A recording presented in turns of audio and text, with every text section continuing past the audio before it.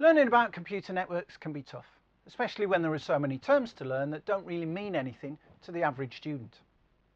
You need to learn about all of the hardware used in networking, IP and MAC addresses, topologies, Wi-Fi, protocols, network layers, packet switching.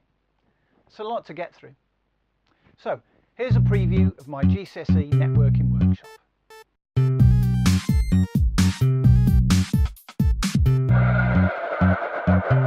One of the best ways to digest all of this is to have a go at building and then using networks.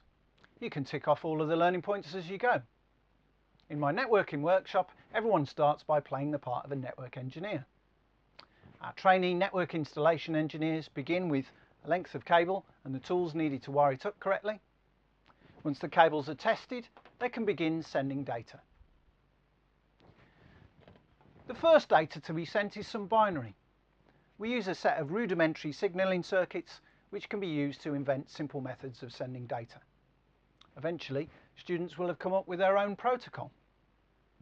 Next up is some small group work building networks using sets of laptops and routers.